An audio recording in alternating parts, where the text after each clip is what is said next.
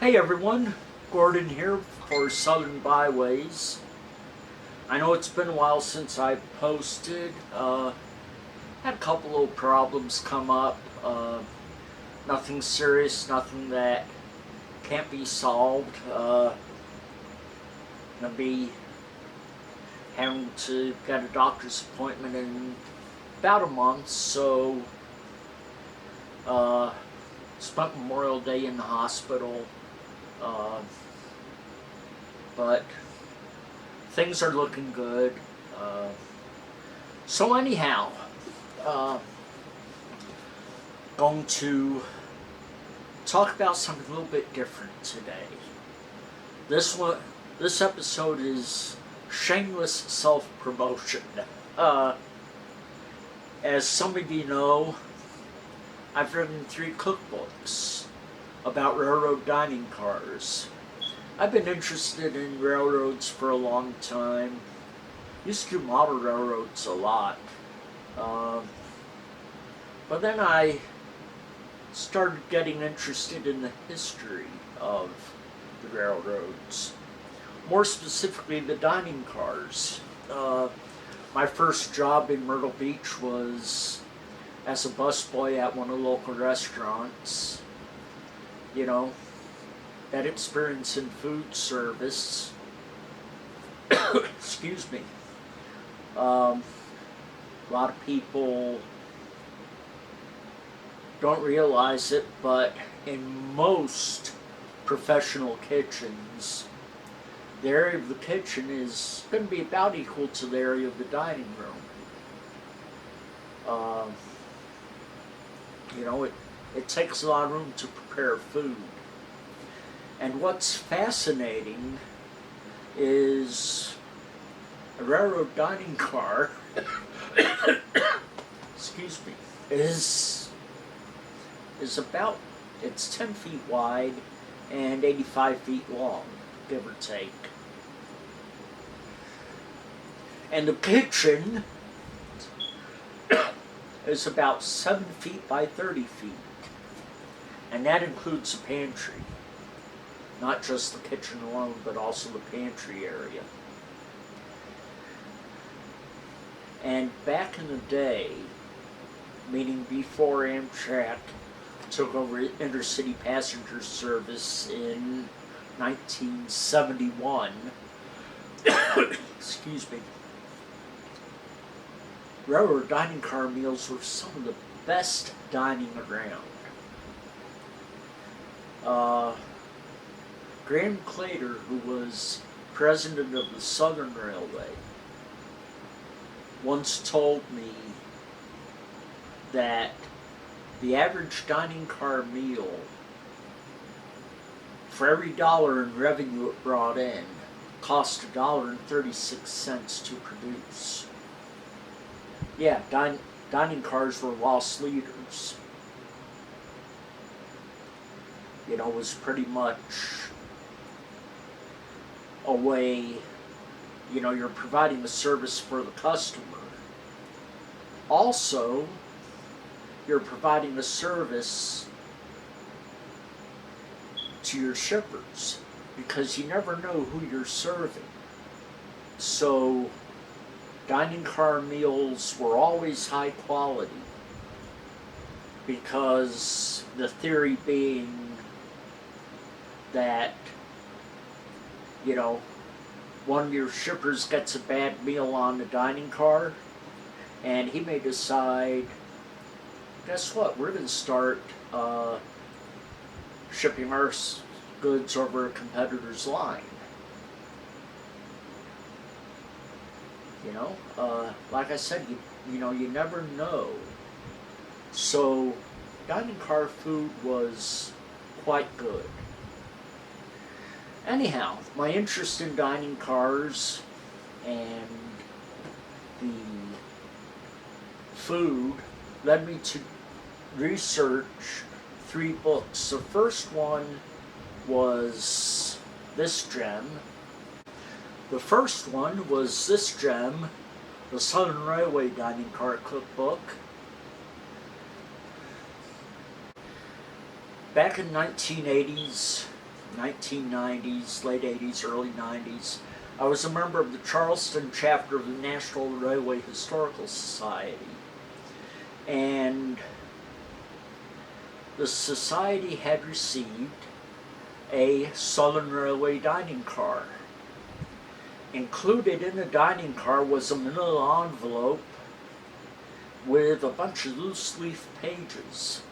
It was a bad Xerox of a lousy mimeograph of the Southern's dining car cooking instructions, recipes, and whatnot. I was able to bring it home, and this was in days before computers and word processors. So I typed it up and produced on 8.5 by 11 paper, a readable copy of the cookbook. And, you know, technology's advanced now, so Amazon will let you print a book just about any time you want. And this was the Southern book, Southern Railway Dining Car Cookbook. It was the first cookbook I published on Amazon, and it is still available. It has about 100 pages in it. About 10 years ago, I guess, I was up to the Red Springs and Northern Railroad. Maybe not 10 years ago. Let me see what copyright date is. Copyright 2016. So 6 years ago. About 7 years ago I was up there. And Red Springs Red Springs and Northern, right,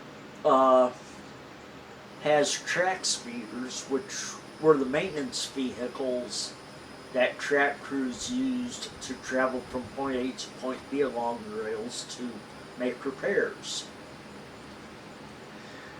And Red Springs and Northern is an ex-Atlantic coastline line.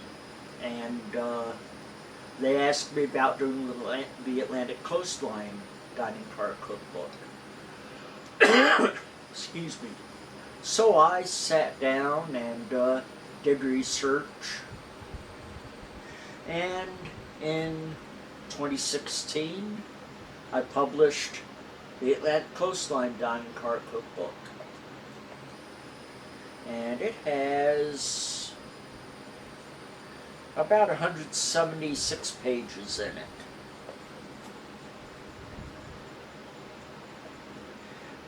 Then time went on, and I realized, you know, I'd done the Southern, I did the Atlantic Coastline. The third major railroad, excuse me, the third major railroad that served the South was the Seaboard Airline. And no, they didn't have any airplanes. In railroad terminology, airline referred to a route that was the shortest distance between 2 points. In this case, Washington, D.C. and Miami, Florida. So I did some research, and in 2021, yep, 2021, last year, I published the Seaboard Airline Dining Car Cookbook. All three are still available on Amazon. They are, you know, I sell 20, 30 copies a month. It's nice getting that royalty check at the end of each month. The Southern Book is $10.95, I believe. The Seaboard and Atlantic Coastline books are $14.95 each, plus shipping. The one thing I wish I had done when I first did the Southern Book was copyright the term print on demand.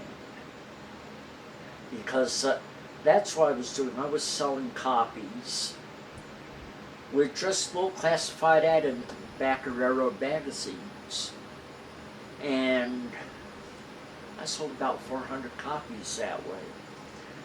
Had a friend who had an office supply store here in Myrtle Beach, and he had a fancy Xerox machine. It did not print with toner, it printed with ink. Gave a very crisp, clean copy. And talk about how times have changed. I was able to sell the books for $5, for $10 each, mail them via first class for $1, and production cost with cardstock cover and plastic cone binding was about $4 each. And so I was making $5 per book, 50% markup, 50% profit. It was fun. It was fun doing that. And I'll tell you, it's a whole lot easier just ordering online, hey, I need 30 copies of whichever book, because, yeah, I did online sales. I also get copies, I also get orders from railroad museums. So, you know, I get an order from Railroad Museum, pack up the books, autograph them, pack them up, ship them out. And yeah, that's okay, but it's not as much, I don't want to say fun, but when I when I sell a book on Amazon, I get a royalty. Royalties are not subject to Social Security tax. The books that I sell to railroad museums, I have to keep track of how much I sell. Of course, I also get to deduct the postage from them, because that's a business expense. But you know, it all works out in the end. And that's it for this episode of Southern Byways. I'll have one, maybe two more episodes later this week to post. I want to thank everyone for tuning in. Thanks to all the subscribers, and please like and share this video, because that will help the YouTube analytics, help promote the video, and hopefully get the channel some additional recognition. Anyhow, that's it for this one. Nice short one today. Everyone take care. Have a great day. Bye.